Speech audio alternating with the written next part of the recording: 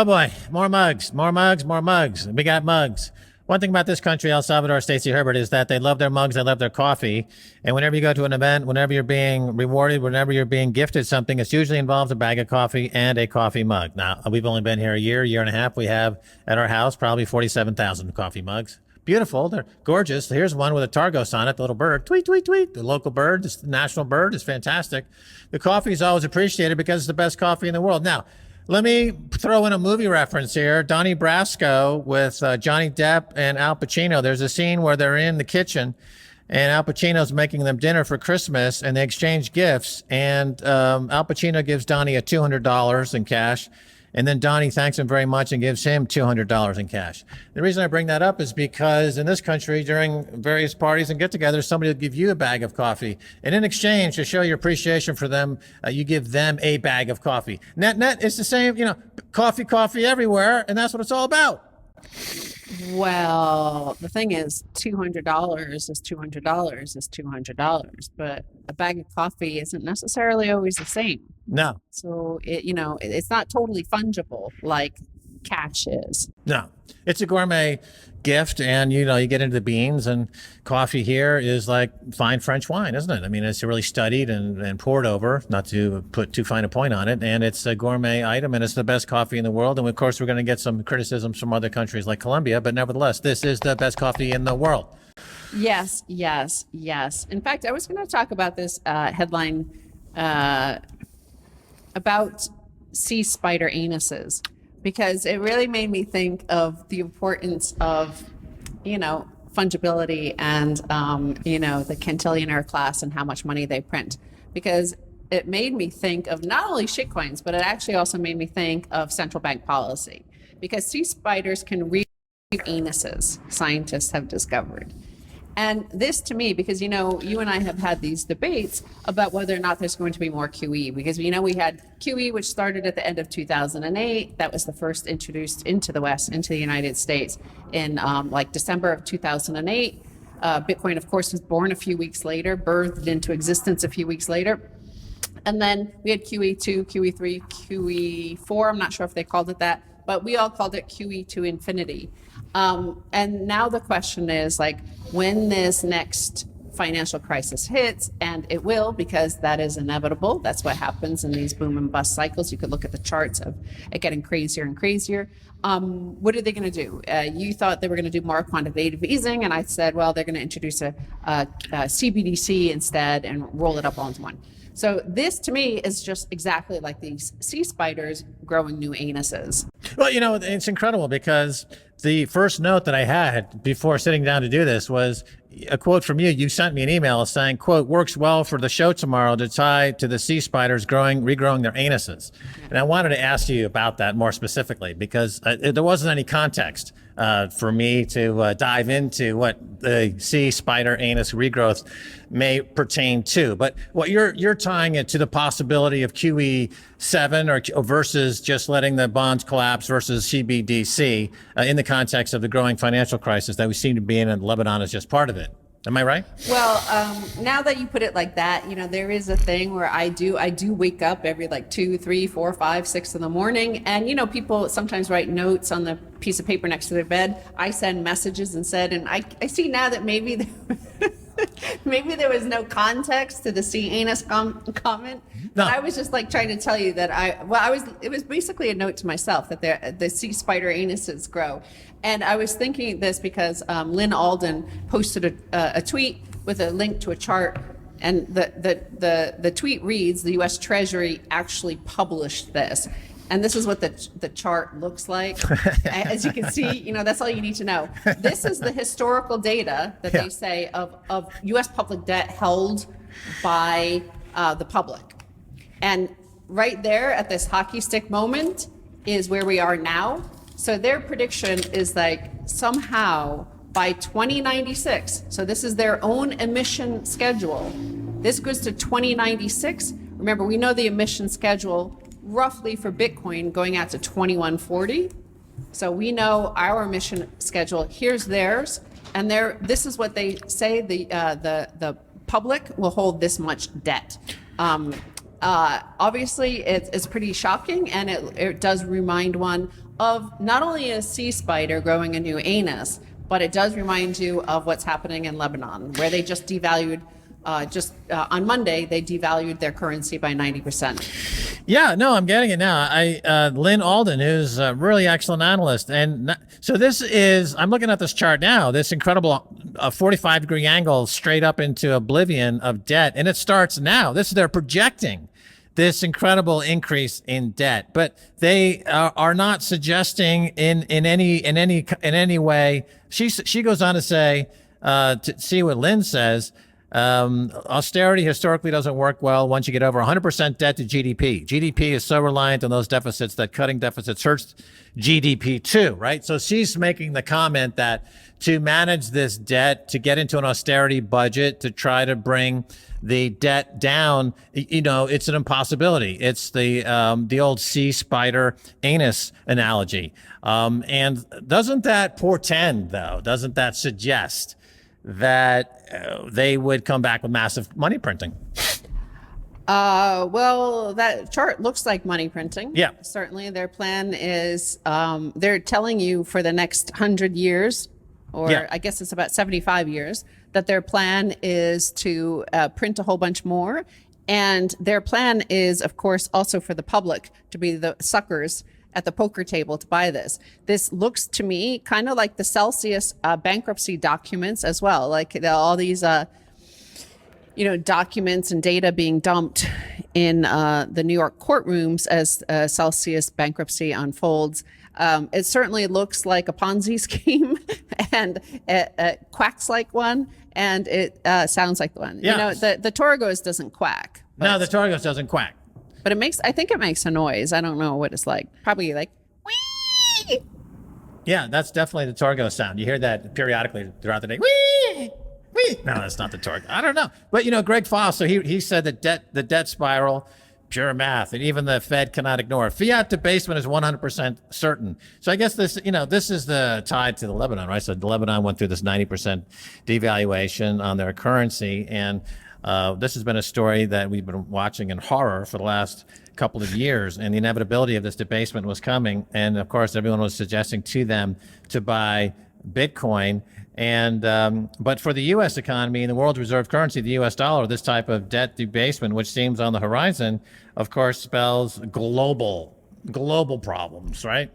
Well, that's why again, we come back to the sea spider anus, Yes. because the point is, bizarrely enough, but it's true, in Lebanon, the US dollar is hard money, right? So when you saw those people robbing the banks, what they were robbing the banks, they weren't obviously looking for the Lebanese pound, right? They were looking for their dollars that they were holding in the bank accounts there.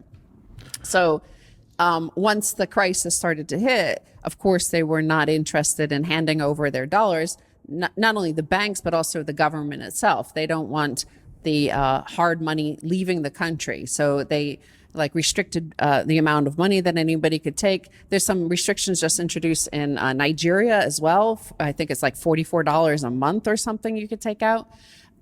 So they have a dollar standard, and so they can't print it. So what they do is they devalue against that in the Lebanese pound, and they take that. Right. But, So those were these incredible images we saw, people robbing banks to get their own money. Yeah. And that happened a few times. And that's absolutely astonishing. I love those scenes, because some of the scenes were like, just a crowd of people standing around and just like totally nonchalant, just like shooting at the door. And nobody seemed like alarmed and ducking and scared. They were just like, yeah, shoot it up. Yeah, total mayhem and madness. But that's got to be now part of a growing wave, or what we called many years ago the global insurrection against banker occupation. And I think I saw a big headline this past week in France: millions of people out in the street. Usually, when you say there's a protest in France, it doesn't mean anything because they're always protesting. But this seemed to be bigger than normal, and it's about the pension reform, raising the pension age, and the overall effects of inflation and the loss of quality of life. And that's part of that global insurrection against banker occupation, right? So for 30 years, bankers and ignoring reality, hoping that at some point there would be enough growth to generate enough tax to generate some pay down on all this debt that they've incurred, and that hasn't happened. They just printed a lot more, and the debasement of the currency has followed, and now it's at the point where people have reached the end of their rope on a global basis. And into the mix, Stacy Herbert, the blonde volcano, is Bitcoin. And that seems to be the life raft. Certainly it is here in El Salvador. More and more people are talking about Bitcoin in this context, in the global context, saying that globally things look effed up and Bitcoin fits in as a solution. Well, first, let's go back to what you just said, because you said a lot of stuff, and you should really throw it to me to allow me to comment. Let's but do it. I'm going to comment now, because the fact is, those French people protesting because the retirement age is going to reach 64. It's just like the people who are protesting the collapse of BlockFi or the collapse of Celsius or the collapse of FTX. All these alleged victims who are saying oh my God, we had no idea that you were actually robbing us, even though you were offering us 13% returns on our yield on our Celsius tokens. And they're we had no idea you were a Ponzi scheme. It's yes, you did. Just like Bernie Madoff's victims, you thought you were benefiting from some bag holder somewhere else, some chump, some stupid idiot who is even dumber than you or your cousin or your mother or whoever. So you were counting on that. And the same thing with everybody in Europe, everybody in America who thinks that all that free money, all of the lockdown money, all the PPP, all of the, free health care that 60% of the population receives, that the other 40% has to pay, all of that Social Security that's been promised to them, all of that stuff they deserve it, and that there was no cost to it, that this is what they signed up for. I signed up for the 13% yield. Where is it? It's of course they have to know it, because during that whole period when it was 13% yields on Celsius or thereabouts, maybe say 7 to 13%, the fact is that treasuries were paying 2%. So where was the yield coming from? As we'll mention, Peter Schiff, he was right about that. He asked Mashinsky where the yield was coming from, who was paying it. And in fact, it was a Ponzi scheme. And anybody who was in on Celsius, anybody who is an investor in Celsius, anybody who owned Celsius token, anybody who owned BlockFi, people like Corey Clipston were out there telling you that these are obvious scams, but you chose not to listen to it. The same thing with all these French people who were at 20, 30, 40 years old. They just kept no, it's all going to be great. And people warned them it's a Ponzi scheme and it's going to collapse. So they get there to the point oh my God, we had no idea that this was a Ponzi scheme and it's all going to collapse. And how dare you? And you're no, you knew it, because it doesn't add up. Especially somewhere in France. That's even more ridiculous than Celsius. I think France is worse than Celsius, okay? The Bernie Madoff story is a good analogy, and it's a good story to revisit, right? Because they were being investigated. It wasn't until the third time that the SEC got into the Bernie Madoff story that they finally busted him. But during that whole time, there was this nod, wink attitude from the people that were investing in Bernie Madoff, who knew kind of either consciously or subconsciously that there was some fraud going on, because he was delivering these results that were completely inconsistent with anything happening in the market. But people became a sense of entitlement, because he went and he visited folks who were doing important things and had important charities, and it made them feel like, we're going to bring you in because you're an important person. It's a classic confidence game, because confidence games rely on giving somebody else the confidence to invest in something that might not be great for them. And when you get to the DeFi, the whole DeFi epoch in post-Bitcoin shenanigans, and everything after Bitcoin has been proven to be pretty much worthless. The DeFi period, which came after the ICO period, immediately it was okay, they wanted to sound like it's a financial product. Remember, the ICO sounded like an IPO, so it's kind of something to do with finance. And DeFi, distributed finance, these DeFi products, it sounds legit. But as you point out, and as even Peter Schiff pointed out, once you offer yields that are above a 10-year Treasury yield, you're starting to take risks that you shouldn't be taking. And once you get into the yields that they were offering, it's quite obvious that they are engaged in what was be a classic Ponzi scheme. Yeah, according to the documents that were just released from the bankruptcy investigator, they were never in profit, ever. They never made money. Even on their ICO, they lost money. Of course, according to what they say, Mashinsky he made like 68 million or something like that over the course of it. But yeah, it was a Ponzi scheme from the beginning, but that's this too. Sorry if my hair is like, sometimes I look back at these videos and I see that my hair gets increasingly, last one, it went like increasingly big. Every time I went like this, it got bigger and bigger. My hair like this, that's what, that's like Janet Yellen doing this, and her curve is getting bigger and bigger, her thing. So that's like the Celsius.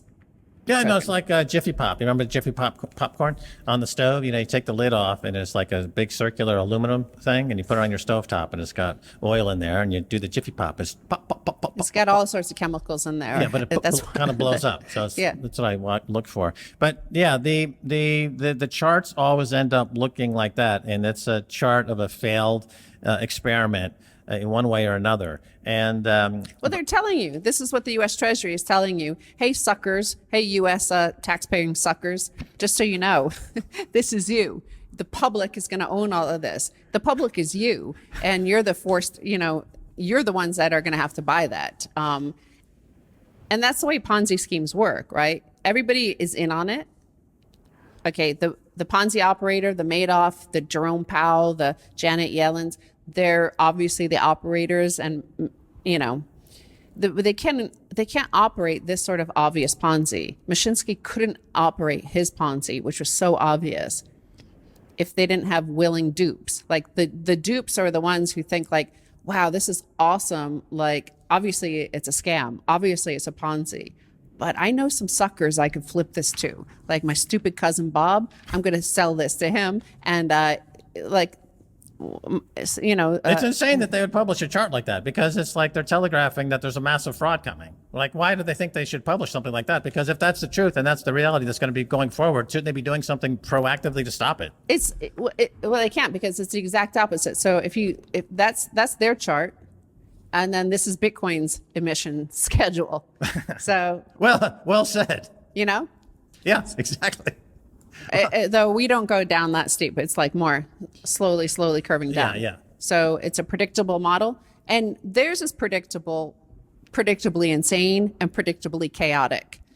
Yeah, well, the interest on the debt now in the U.S. is, I think it's becoming the biggest line item in the budget ahead of the Pentagon. So you're entering into that phase of a collapse where the interest on the debt is not even payable by the taxes you're collecting. And then that's a game over. So, I mean, the game, I guess, is that the U.S. is still going to claim to have the best, the cleanest shirt at the laundry, right? Like, it's going to be relatively better than all these other fiat monies, and that's how they're going to sustain this going forward. But at some point, that's what I'm saying. Yeah. It's the sea spider anus will either regrow the anus in one way or another. So we already have how the sea spider regrew its anus in the past. Yeah, like you could look at that. So it's either going to print more money, it's going to roll it up into a CBDC or an IMF SDR, or what empires usually do is, of course, invade and take somebody else's shit.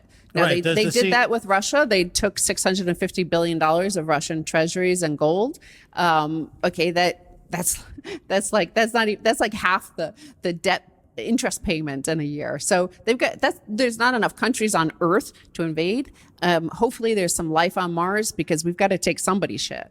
Yeah, definitely. And this whole business, does the Sea Spider have an OnlyFans page? I didn't really read the story. I just saw it, and then I saw it at like 3:30, maybe 3:45 in the morning, and I sent it to you, and I said, this is a good analogy, and whatever.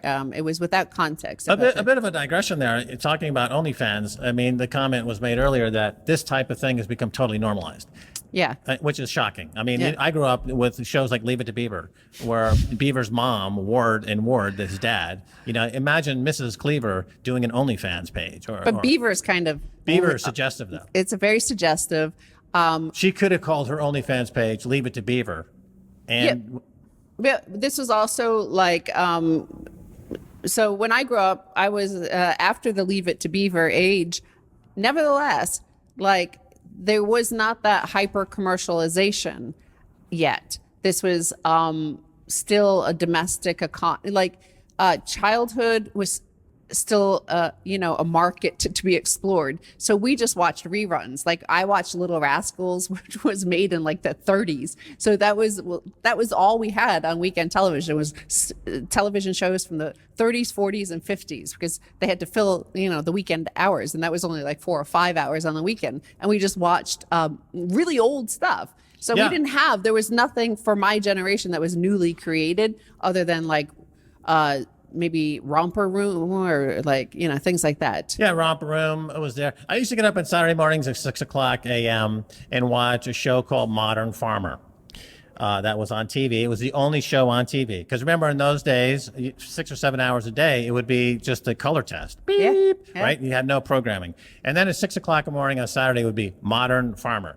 And it was just a show about, modern cow milking machines and bottling machines and fertilizer things. And, this was the only thing available. There was also a crazy show for the Christian market that featured these like animatronic puppets, Davy and Goliath. So it's about Davy, he's this kid, and he has a dog named Goliath. And it was these felt animatronic, it was a little Davy, and it was very like this kind of weird movement. That was on at like 6:30 a.m. before the good stuff came on. The good cartoons, the Bugs Bunny variety, or Tom Terrific, and these types of cartoons, the good stuff. I don't recognize any of them. I remember the Mutual of Omaha.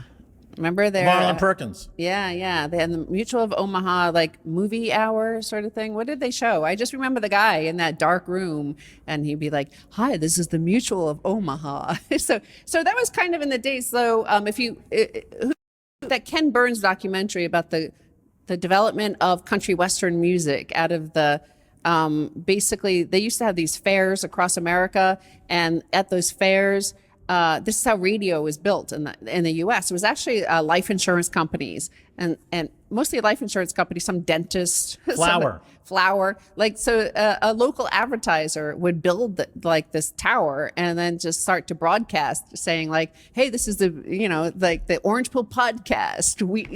You would just erect a tower and start broadcasting. Right, and you get the local act, which happens to be some country dude. Yeah. With a bucket and a thumping thing, and they'd be singing some country music, and that country music was collected by early collectors. Yeah. And we have some early records of that. And then the Ken Burns documentary on country music, which is fantastic. The Carter family. They were the first to be recorded. And just a whole history of it. But yeah, they erected those towers to broadcast essentially advertisements. Yeah. Actually, the very, very first were like local pharmacies. Like they would make up, some sort of, magic drink that would like help your shaky leg syndrome or like help you sleep better at night. And it was just like, I don't know, some alcohol with a little bit of flavoring in heroin. It or something. Yeah, Coca-Cola had cocaine in it, right? Yeah. Over-the-counter heroin. You could go into the pharmacy and get a little heroin. And they used to prescribe that to children to help them sleep. Yeah. So basically, that's how it was created. The content came after the sponsors. The sponsors were there and they needed some content. And so they went around looking for like various acts, including country western, stand-up comedy, Bible reading, all sorts of stuff like that. I also learned from that documentary something interesting. So the instrumentation of country music, which is fiddles and banjos. Yeah. And so the fiddles came from Europe. Yeah, from Scotland. Scotland, principally. And the banjos are a derivative of an instrument from Africa. Yeah. So it came up through, the slave markets, and which gave birth, obviously, a lot of people associate that with the blues and jazz in New Orleans, and but also the instrumentation of the banjo, which is similar to a gourd, I guess, type instrument that was kind of came from Africa as well. So there's a lot of cultural mix going on there in country music that I was unaware of.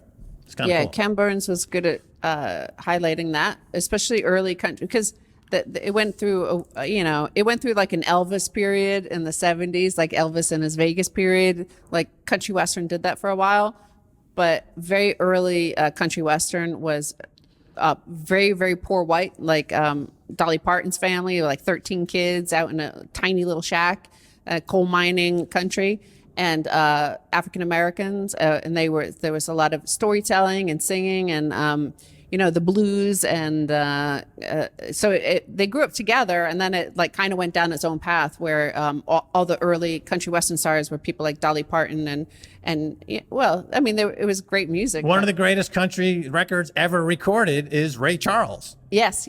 Right? When he became an independent producer and he won his right to be an independent producer in his own right, they said, okay, Ray, what do you want to make? And he's like, I want to make a country song. They were like, what? Like, what, Ray? And, he just said, look, I love the stories. He grew up on the stories and he loved those stories, those heartbreaking, lost my woman stories, the country music's thing. Well, that's that. Oh, I wanted to read a comment, as we, head towards the final moments here, the final half of the show anyway. I wanted to read something from last week, which was an interesting comment because we were talking about memes and AI and stuff like that. And there was an interesting comment made by somebody named Calvi, something. Narfuck Calvi. Yeah, nice. That's an I'm sure name. he has something to add about these sea spider anuses, but he said memes separate the humans from the AI. Humans get it, while AI misses it. Yes, very provocative statement. Very interesting. It opens up quite an interesting point of conversation. What was the first thing you thought of when you saw that?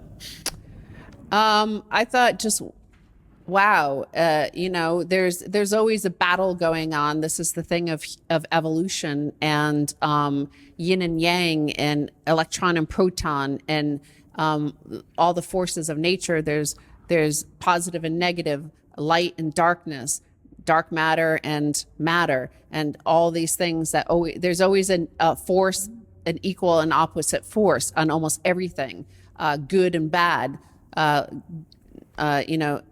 Evil and lightness. There's always nature seems to just like there is like this design to it that it always magically comes up with the opposite. So humans are obviously creating bots that can kill us. We see all those Boston Dynamics dogs. We see that. We see the AI coming. We see these, like to keeps on doing that chat bot thing, whatever. I don't even read any of them because I know there's something evil there, and I don't want to engage. I don't want that bot reading my mind, and I don't want it to engage with it.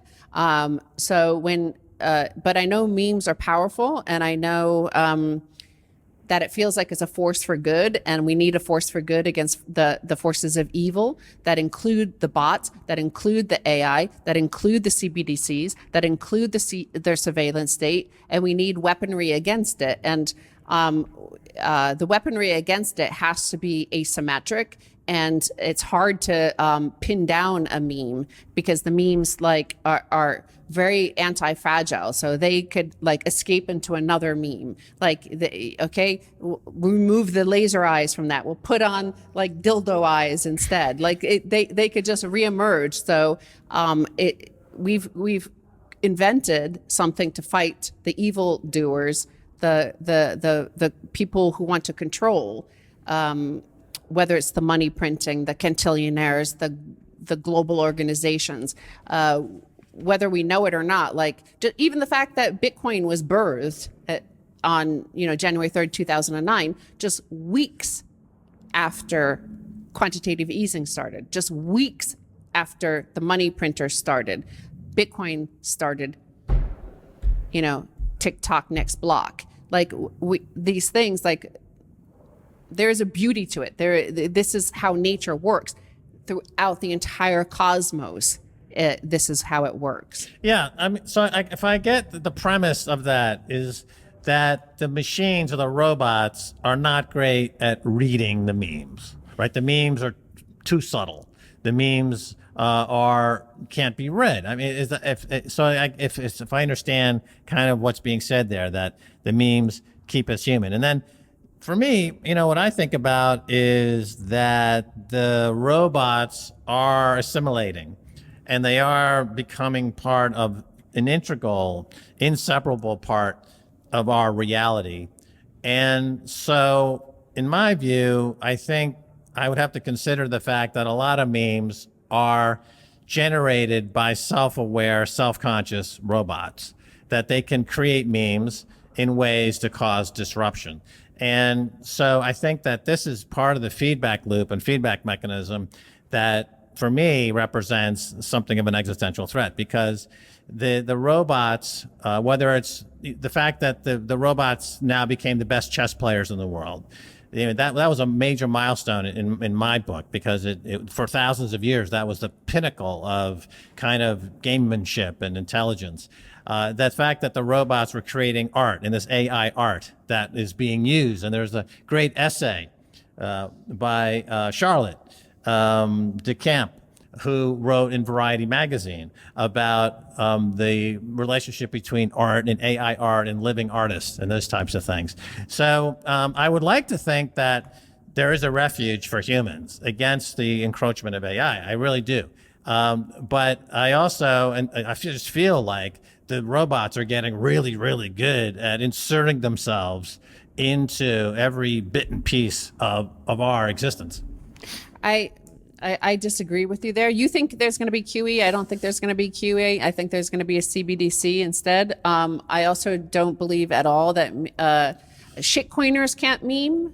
And therefore, for sure, the people who program bots, the AI, cannot meme either, because they do not have the wit or the sense of humor. You see that even with that chat bot that everybody's using. It's programmed by somebody, an individual human being or teams of human beings. And the program is obviously from San Francisco, and they have very definite political slants. And you could see that the robot, just like Hal, refuses to answer some questions and will not be drawn on answering things that they do, inconvenient truths that they don't want. So that's a fatal flaw in that power of those bots. They'll never have a sense of humor ever, because people who command and controllers never have a sense of humor. No empire has a sense of humor. No emperor has a sense of humor. If you disobey them, if you ask the wrong question, if you challenge them, they will fucking kill you. So that's the same thing with these bots and these AI. They don't have a sense of humor, and they never will. And the memers will always win, and therefore Bitcoin will always win. Bitcoin for sure is on the winning track. I just saw last week kind of something that reminded me of this. They have those screens when you log in, or it says "Prove you're not a robot." And it was being proven by a robot who was filling it out, and to prove that they weren't a robot. So, from a poetic standpoint, and from a standpoint of doing a lot of creative writing, I kind of like the interesting house of mirrors this represents, because the way things reflect on each other can be quite interesting. And if the robots and the humans are kind of reaching a point where there's a lot of where they're kind of competing for a future. It represents an interesting, as an artist, it represents an interesting tableau to work on, because it's an interesting place of silly putty and string theory and colors and things. It's just kind of fascinating to me. But I do believe that Bitcoin is ultimately triumphant for lots of different reasons. Well, we have 1,001 metaphors. We have, Bitcoiners are cypherpunks. It was sent to save humanity, and that's why El Salvador is here. It's the savior. It's saving humanity. There will always be, like I said, that 80-20 rule. 80% of the people will fall for American Psycho, right? American Psycho, Ted Bundy, they got people to come into their car. Ted Bundy didn't kill every single woman he encountered, because some of them saw his fake smile and they're like, that guy's a lizard. That's not a fucking human. And they ran like fuck to get out of there, and they survived to basically give the police the information about what the guy looked like. But 80% of them like fall for the smile, and they fall for the free money, and they fall for the money printers and the nice suits, and they're so nice. And why are you toxic maximalist, so toxic? Well, we should get more and more toxic. You don't hear that much anymore. This whole, oh, you're a toxic maximalist, right? Not in the last 6 months since everything blew up. Exactly. Well, it's a survival mechanism. That's what I'm saying. It's like toxicity is a survival mechanism. I mentioned that, you know, the beauty of nature, the beauty of whatever this thing is that is life and the universe, is that there are always opposing forces. So it's never all bad, right? There is never all evil, all badness, because there's always somebody angelic or good or with ethics or with principles. There's always a counterforce for everything in the universe. And Bitcoin is the counterforce to all that is this, like that money printing, those warmongers, those plunderers. This Bitcoin cannot be stopped because those guys think they can't be stopped. It's like that cancer has to be stopped, right? Because that is the law of nature. That's the law of physics. It's just, well, Greg Foss says it's just the math. The math is like they're being defeated by math money, essentially. There's no magic to Bitcoin, and yet there is. Math is magic. Maths are magic, but they're real. Like, is it real or is it not real? How is the whole universe made up of numbers?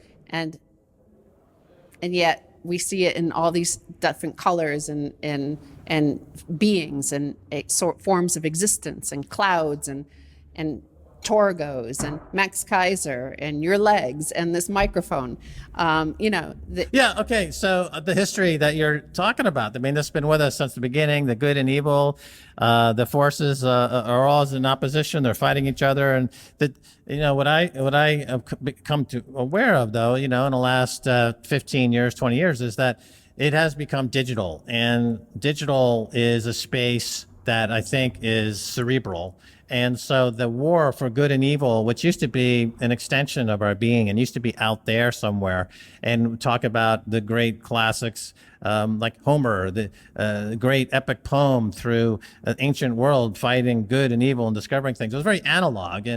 And here we're living in a world it's very digital and very cerebral. And so, the toxicity is about the memes. So getting back to memes, this is what I'll say about memes. They represent the centuries that stand guard against the digitalization of evil as it tries to enter our cerebral digital space. That's what I'll say about memes. Memes came, because we're entering an age of the credit scores, the social credit scores, the deplatforming, the trying to, the digital totalitarianism, the memory holding, like trying to alter history, and therefore your memory and memory is it's like your human right. You know what I mean? It's like, it's part of your essence and your beingness. And to remove that is to remove part of you. And so the fact that the digital totalitarians of especially the 2016 period, at what we saw in the United States, of this, ever more obvious, like maybe it's just obvious to those of us in the 20%. The people in the 80% will probably never see it because they don't want to see it. Like all those people protesting in France, they could have seen it for the last 40 years. Like we all saw the number. We all saw this chart. This is them like pretending their retirement wasn't going to be a problem. Like they're all like, hey, we're all going to retire together and have 4,000 euros a month, and we get to have a second home in the Côte d'Azur, and you know, and you're like, okay, but you do see this numbers come, like you're all planning on the same thing. And there's a great chart that Nassim Taleb used to run all the time before he became like an unpopular a nut job. But it was a chart, something like turkeys before Thanksgiving.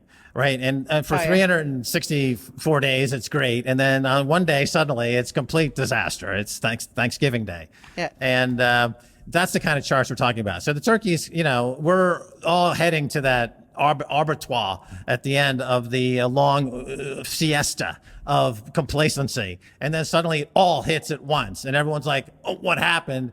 And just one other thing that popped into my head. You talked about, you know, memories being a birthright.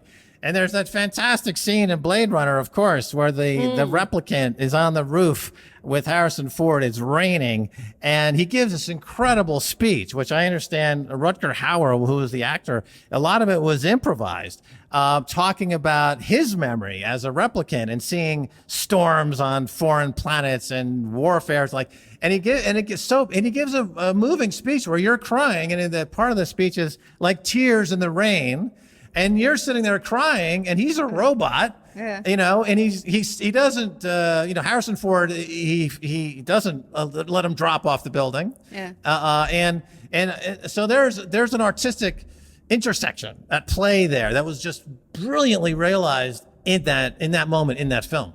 Because he's like, those memories aren't even real. Like, yeah, so it's sad that like that's what they try to do is rip those memories out and put new ones in that, you know, that you actually voted for Hillary Clinton, you know, and you're like, I hate that bitch. She's like, no, you voted for her. Like, you know, it's also like that scene from, you know, Clockwork Orange, where like they're trying to like force him to inject what they want into his brain. It's like, this is the battle that's going on and that memes fight.